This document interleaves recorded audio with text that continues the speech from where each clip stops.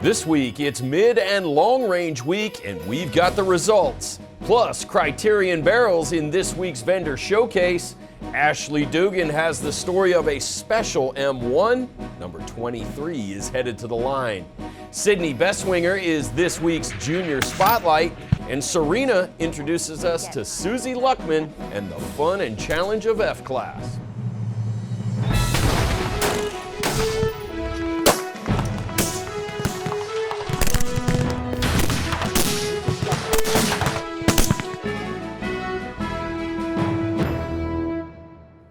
Welcome once again to the CMP National Matches Update Show for Week 5. That means mid and long range competition. We've got piles of results, so let's get right to it. For the mid-range aggregate, here are the category winners.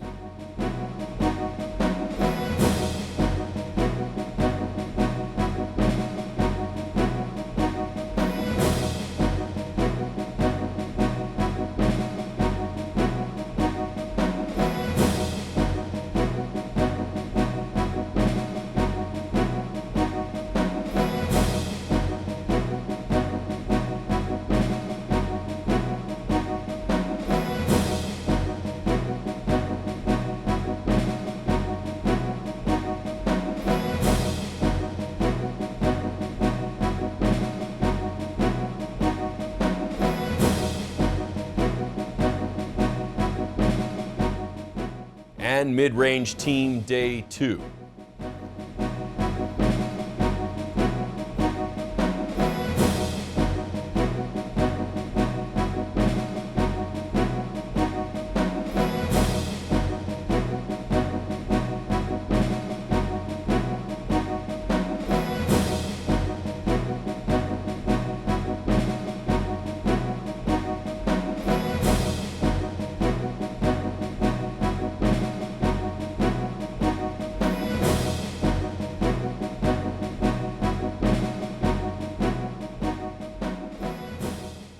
Now to the 14-year-old who's only been competing at Camp Perry for 2 years.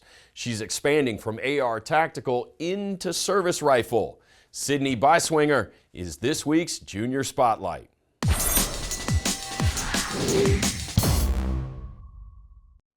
I'm Sydney Beiswinger and I'm 14 years old. Excellent.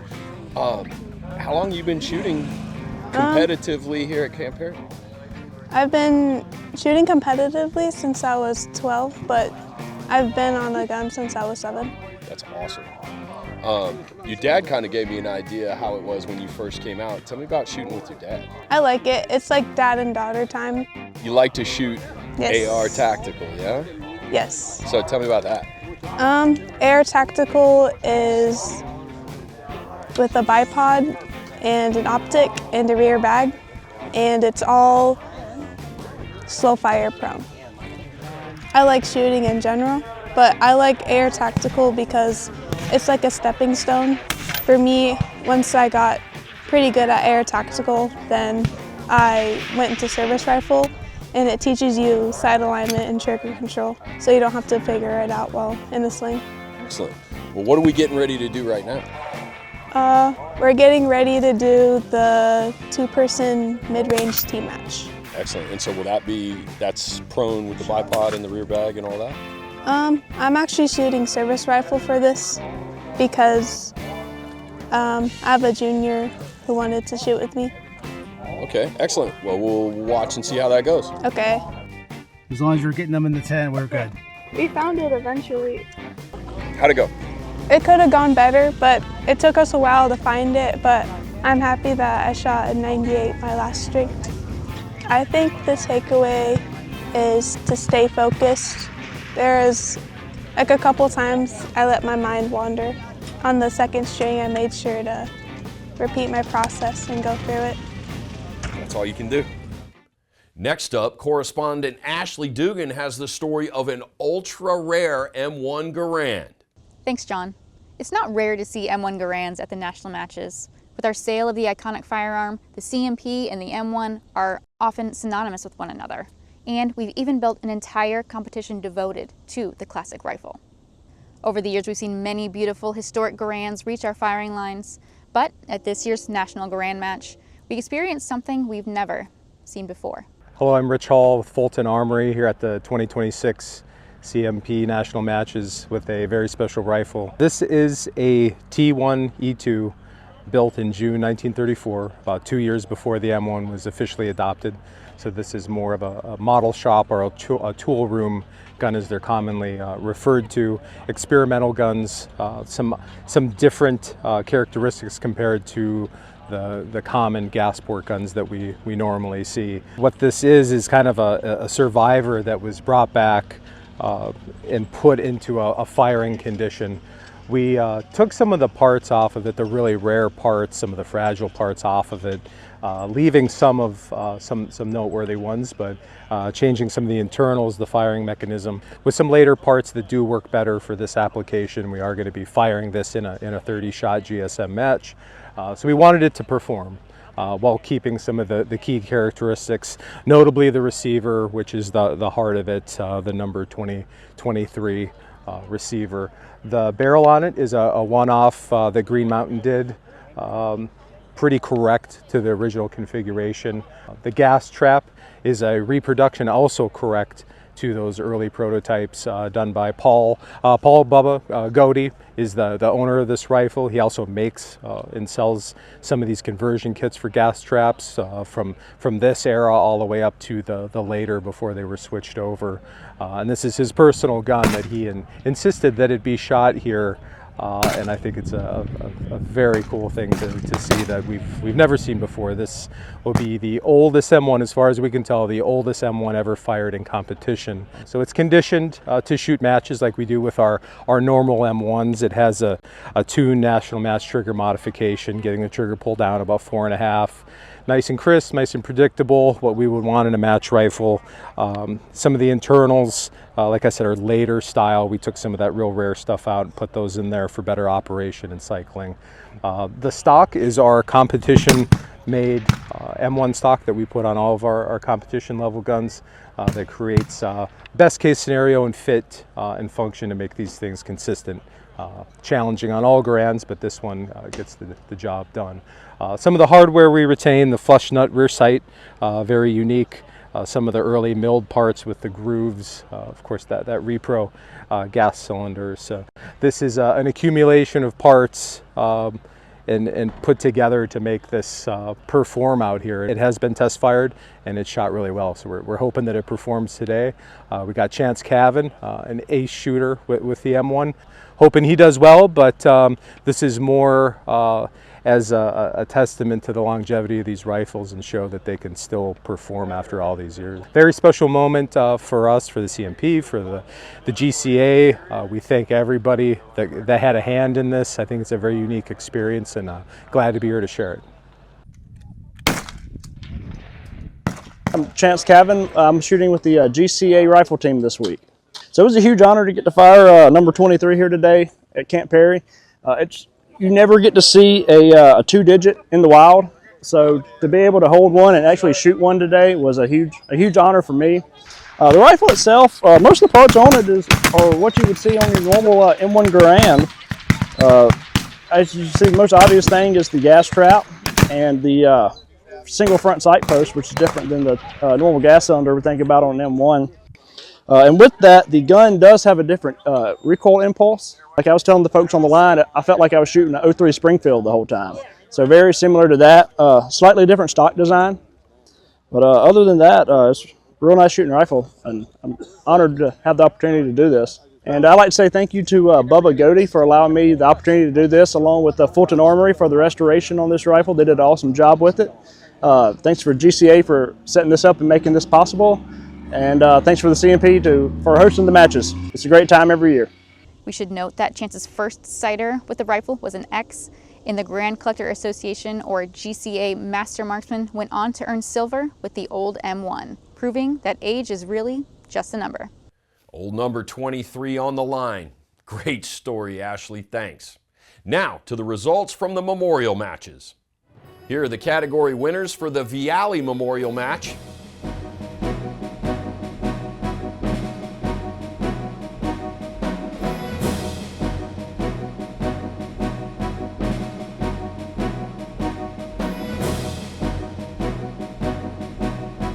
and the Critchfield Memorial.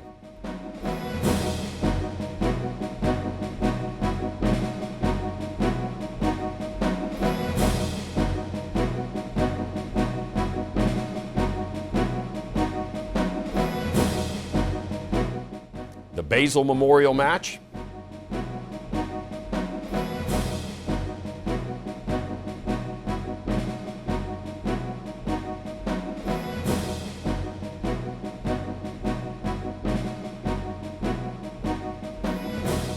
Kerr Memorial Match,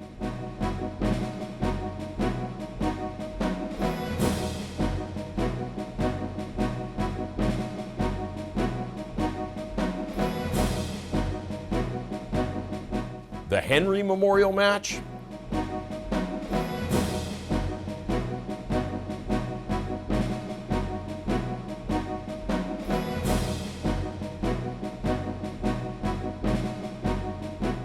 the McMacken and Speaks Memorial Match,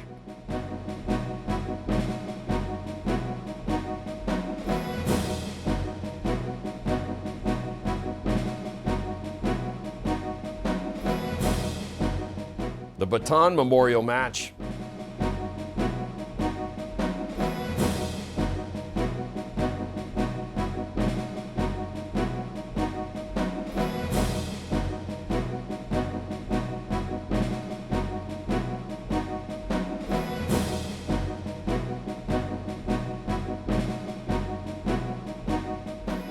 Here's the results for the Willis Lee Jr. Memorial two-person team match.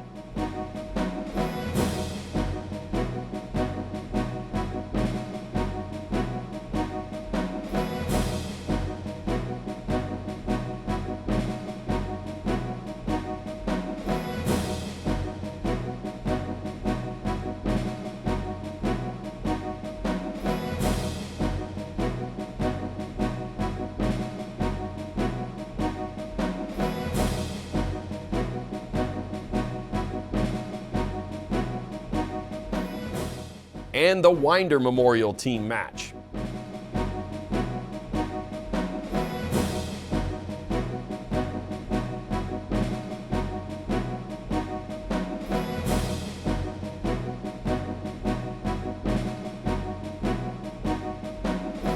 These are the General Edward Bryant two-person team results.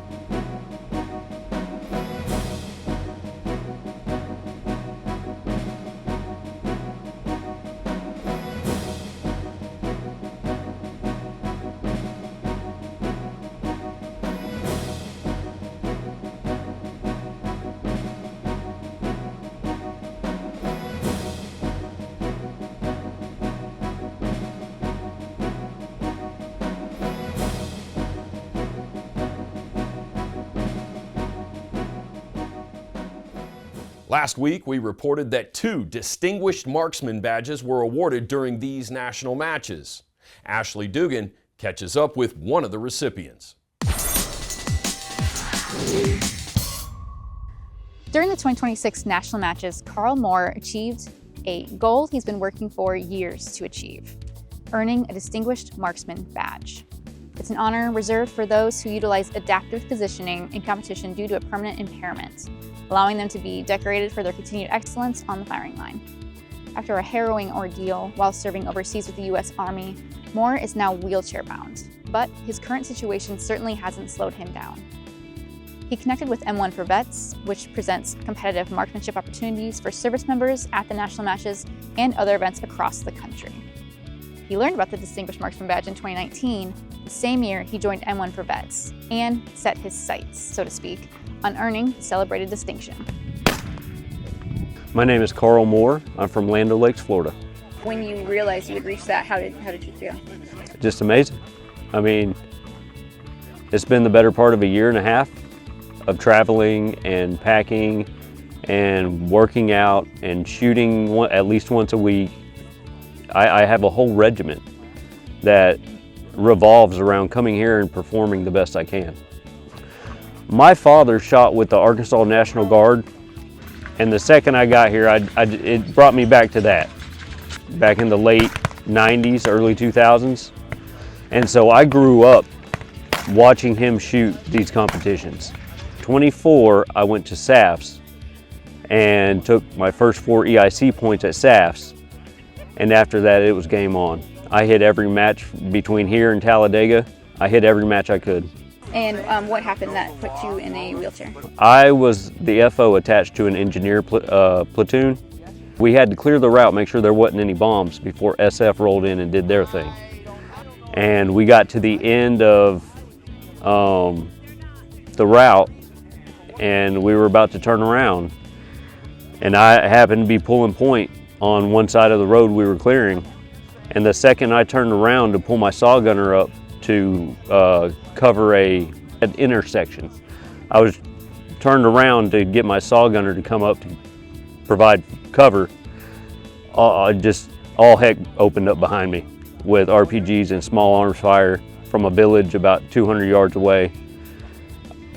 I tried to get as low as I could, but all I had was a dirt road. And they had me zeroed in, and I took a round just above my left side plate. In doing so, it ricocheted off the inside of my back plate and landed in my side plate pocket. And I have that bullet. It sits next to my Purple Heart. I mean, something that small, I mean, changed my life completely. Do you have any sort of advice for any other veterans who are looking for something? If you're truly passionate about something to the point that that's all you work towards, then success is a byproduct. I mean, you're already doing something you love. Success just follows right behind. A big thank you to M1 for Vets for introducing me to this sport in the first place. You know, I knew it existed. I didn't know how to get in. And they took me under their wing, and now here we are, 7 years later. So oh, next year is Presidents. I'm gonna be in that top 100. I was 14 points away this year. I'm gonna make up those 14 points. Congratulations again to Moore on his incredible achievement. We can't wait to see you in the President's 100 next year. Great story, Ashley. Thanks again. Now to this week's vendor showcase, Criterion Barrels.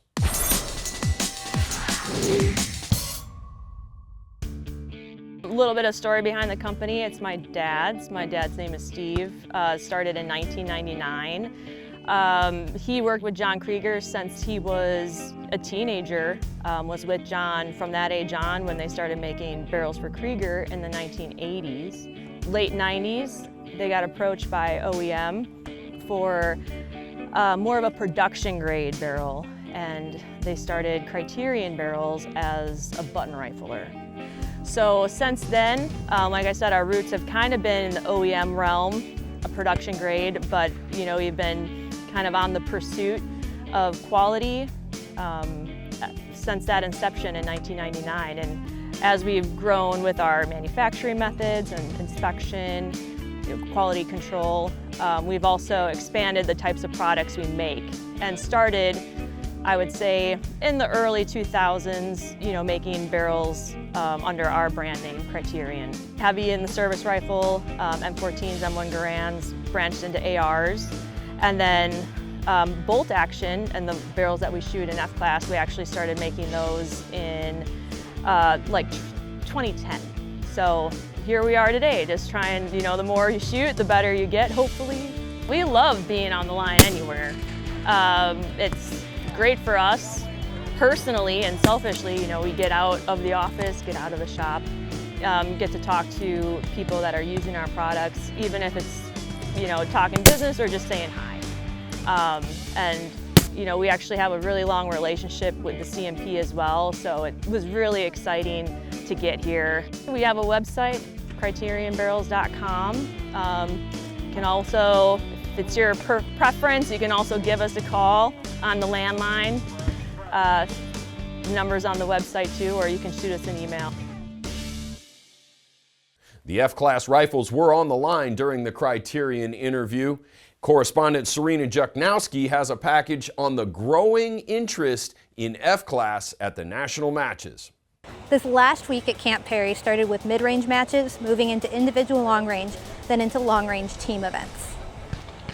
There is a lot of diversity among the guns here on the line. You'll see a lot of shooters, particularly those from Canada and Great Britain who traveled here for the international match, shooting 223 or 308 Palmer rifles, all of which have iron sights. You'll see a lot of scoped rifles as well as F-class shooters. The shooting sports are for everyone, and there are such a great breadth of disciplines that people are able to compete in depending on what they find interest in. Today, I talked to a number of F-class shooters and how it's become such a part of their family and their life. My dad got me into it in the beginning when I was probably 10 or 12. And in small bore, I got distinguished in small bore. And then as I progressed, I went into high power. And now it's F-class. And started out, just my dad shot a match. And I saw him do that, and I was like, I want to do that next year. So from then on, that was about 5 years ago. Now we have 5 family members all shooting F-class every year here at Camp Perry. I came out here 2 years and watched my uncle and my cousin shoot, and then I said I want to get in, and so I got in early with an entry-level rifle, and this is my 4th year. So I shot a 1401 last year. I shot 1577 this year out of 1650, so it was a big improvement from last year. I'm very happy with the way my gun shot. We stay out here all week, and I get to spend a week with 2 of my cousins and my uncle, and it just brings back a lot of memories of shooting with my dad. My dad's been gone since 2001, so it's like Christmas every day out here shooting with all the camaraderie, and you know, all the F-class shooters are really helpful. They'll help you with anything you need. You got questions, you need gear, they'll supply you ammo. It's been some great experience for me as a new, beginner shooter. These guys have all been very helpful in, bringing me to where I'm here today. So I started here in 2021 when it was initiated, and I'm the only F-class shooter left that's made every match during the entire time here. Started off from the bench rest world, and I just enjoy the pursuit of accuracy. So that's what keeps me coming back every year, and then just seeing my friends and meeting new people from across the country.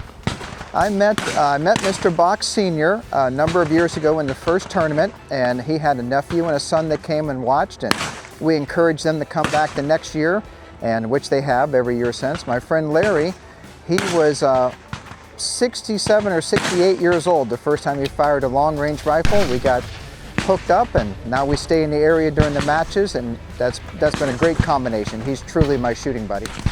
I wanted to go hunting, and I had never shot rifle. I figured I better learn how to shoot before I went hunting.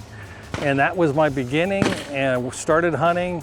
Then I started shooting at Lake Milton Fish and Game with their program, and my friend Glenn Fear was shooting long range, so I decided, well, I'm gonna go up and see what's that all about.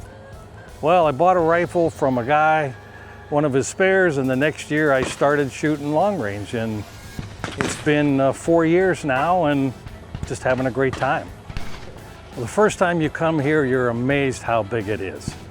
And then as you walk around, you'll find that the competitors, although they're competitors, are very friendly and helpful. And you really develop a friendship with these people that you see only maybe once a year or once every couple of years. So it's a great thing to do. I'm retired now. I'm just having a ball. We shoot with young ladies, we shoot with kids, we shoot with veterans, the handicapped. They're all here, and they're here in numbers. There is something here for everybody. And you don't have to be physically strong, you don't have to be young, old, and you don't have to be terribly experienced. You'll get experience by being here. My name is Madeline, and I'm from Germantown, Wisconsin. This is my 2nd year shooting, and at first it was a little intimidating, but then as I started shooting more, I got more and more used to it, and my score started getting better and better. So what I think for all the kids out there who want to try it out is that when you start out, you're not going to be the best shooter, but as you get more practice, you'll be keeping up with everyone here. And I think that's the most important thing. Well, I think my family being a huge part of Criterion is the main reason I'm shooting, because my family does it, I want to be around them, and so I'm shooting. But I've also just found a love for shooting in general, and I think it's really cool that I get to be a part of something like this. So my grandpa, my grandma, my uncle, my mom, my dad, and my mom's cousin and her husband, they all shoot at least, I would say, like once a month. So they all shoot very frequently, and we all use Criterions, and I think it's just a great experience for us to all be together and be able to do that. It doesn't matter what age you start shooting at, what your ability is. We talked to Larry, who started shooting in his 60s, and also a young girl who's here with her family, started shooting at 15. All shooting the same sport, competing against each other for the same titles in the same conditions, and learning from one another. That's the beauty of the shooting sports. Everyone learning together and forming lasting friendships. Now to the results from the Camp Perry Palma match. Here are the category winners.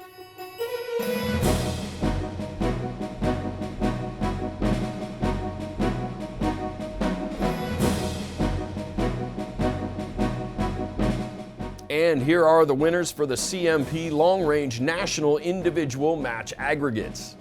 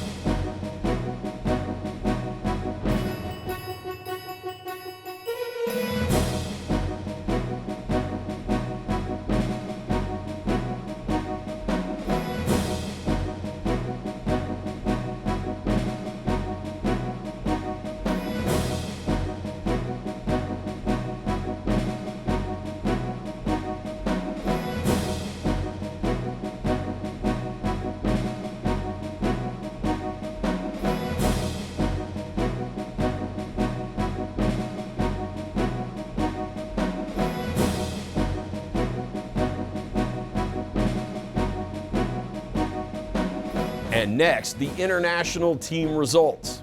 The 12-man international Palma team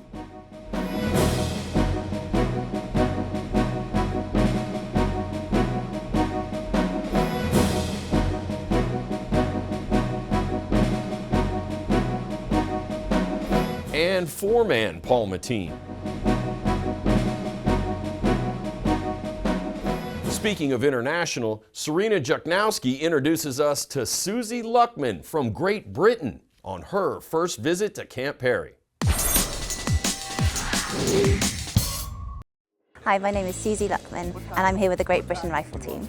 This is my first experience at Camp Perry. I've been to the States once before. I came to Raton, New Mexico in 2008, but this is my first experience at Camp Perry and it's awesome. Shooting in the UK, we're not a huge community, a shooting community, but we really focus on the Palma rifle, which we call the target rifle, and that can be either full bore, which is 7.62, or the small bore, which is .22. The main shooting that I do is just your Palma rifle, and that's what I'm used to seeing on the range. I'm not used to being on a range with this huge array of firearms and everyone just shooting next to each other and just getting on with it. It's really exciting. There is so much at Camp Perry that is new to me, so we don't normally shoot in strings. At Bisley in England, we have manually marked targets, so electronic targets is new. It's really warm. It rains a lot in England, so it's really warm. That's a new thing too. And I'm also shooting with a lens in my foresight for the first time. I usually just shoot with iron sights, so I've got a .3 eagle eye in for the first time, and that's new as well. That's because your range setup is different. I'm having trouble spotting my numbers. So lots of new things, and I think that's adding to the excitement really. I'm learning a new thing at the same time as having a really fun time on the range. My shooting right now, this is my GB cap. This is the first time I've shot for Great Britain, and that is kind of marking my return to shooting really. So I've shot for a long time, but when my husband and I started a family, I took a little bit of a step back. I still would compete every year, but I didn't apply for any tours, and I just did little bits.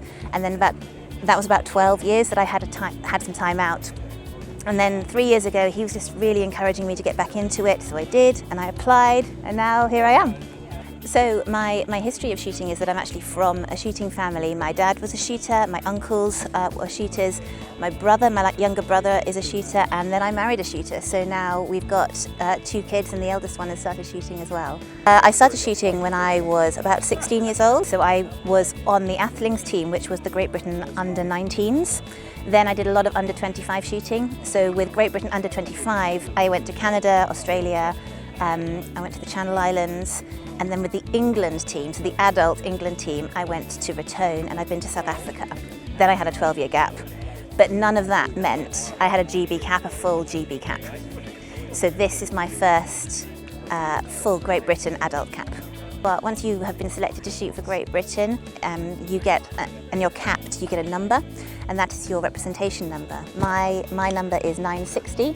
Which means that I'm the 960th person that has represented Great Britain Rifle Team. We flew into Toronto, and then we drove down here to Ohio, and on Sunday we drove back, and we've got about 2 weeks of shooting at Borden near Barrie. So we are a team of 20, with me, 19 men. I mean, there are some people I knew before, and they're really good friends. Some people I didn't really know that well, but we are all getting on really well. We've got really good buses, we've got a really good banter going, it's fab. I mean, I think that shooting in the UK is a really awesome sport. We're all amateurs. Some of us are military, some of us are civilian. One of the wonderful things about it is that everybody competes at the same level. So there's no age rating, there's no gender distinction. And I mean, that seems to be the same thing over here, and I just think it's one thing that should be really, really celebrated about our sport. It's something I'm really proud of. Certainly something to be proud of. Thanks, Serena. Great story. Now Ashley Dugan introduces us to James Mehta, captain of the Great Britain Rifle Team. During this year's Long Range Series, I had the chance to catch up with James, the captain of the Great Britain Rifle Team, who had the honor of firing the Morin cannon during his first trip to Camp Perry. He told me a bit of his past, what makes the sport so special, and the challenges that can only be found at the century-old national matches. Hi, my name is James Mehta. I'm the captain of the Great Britain Rifle Team, and I'm from Colchester in Essex in the United Kingdom. Okay, and how long have you been competing in long range? Oh, goodness me, since I was a kid, since I was about 15 years old, and I'm now much more than 15 years old. What interested you in it in the first place? The skill, the discipline, the friendship that you make with other shooters, all great people. Yeah, we compete a lot in the UK, but I've also been fortunate enough to travel the world shooting all over the place. South Africa, Canada, the US before, New Zealand. Great fun. And have you been to Camp Perry before? No, this is my first time, enjoying it very much. It's a really well-run facility. It's great, really nice people, really enjoying it. What's hard about it is the sight picture is difficult with those targets set against the sky, very close together. The numbers are sometimes difficult to see. So cross shooting is a real risk, and that's a disastrous 10 points lost. It's a great place. Anything else? No, I'd just like to thank everybody for inviting us. There's 20 of us here from the UK. We're all having a great time. Most of us, first time we've been here, and I'm sure we'd love to come back another day. I'd also like to publicly offer my sincere apologies to James for having to give his forehead just a slight tap after one of those pesky Camp Perry mosquitoes wouldn't give up the limelight during our interview. He was a great sport about it though, and I hope he returns to the national matches again soon despite the rough treatment. John, back to you. The dreaded Camp Perry mosquitoes. Thanks, Ashley. Great work. Ashley has one more story for us today. Every morning preceding the national anthem, the cannon at Camp Perry is fired. And on special occasions, it's fired in memory of loved ones. The traditional cannon firing that happens each morning at Camp Perry during the national matches is always a special and solemn occasion. But on the morning of July 31st, the atmosphere was heavier as consecutive cannon blasts were fired in honor of 2 incredible individuals lost in 2026.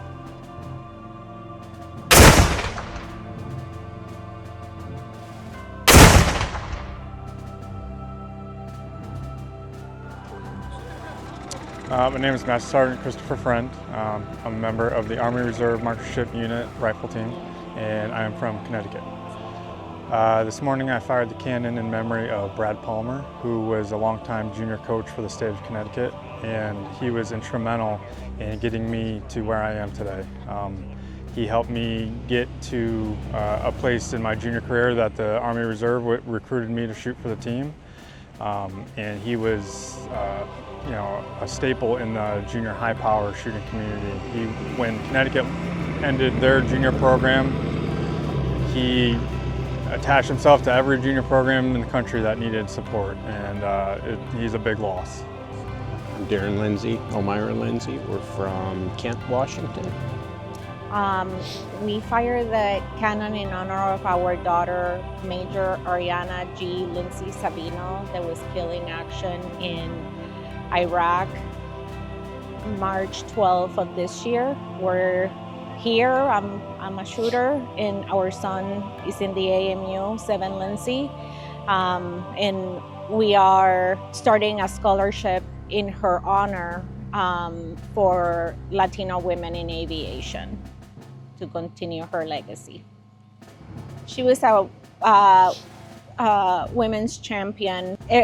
All the people that we have spoken to have said how she motivated them to be better people and better themselves, and that's one of the things that brings comfort to us, knowing that so many people loved her. When you were the person sitting alone at a table, she's the one that came to you. Just tried to bring you into a group when you were at your worst. She just wanted the best in people. The Lindsay family sold patches during the national matches, with 100% of the proceeds going toward the scholarship for Latino women in aviation, in honor of their daughter's sacrifice, her Puerto Rican heritage, and her lifelong commitment to supporting opportunities for women. From all of us at Shooting USA and the CMP, our thoughts are with both Master Sergeant Friend and the Lindsays in this time of incredible loss. Back to you, John. Our thoughts and prayers are with both families. Thank you, Ashley. At the time of this recording, the GoFundMe for Major Ariana Lindsay Savino's honor and legacy was within a few $1,000s of the $120,000 goal. If you'd like to contribute, there'll be a link in this video's description. And one final feel-good note, the Brass Monkeys, Levi and Riley from Texas, helping to pick up brass after the rattle battle. Thank you again for tuning in to the National Match Update series. We'll see you again next summer at historic Camp Perry.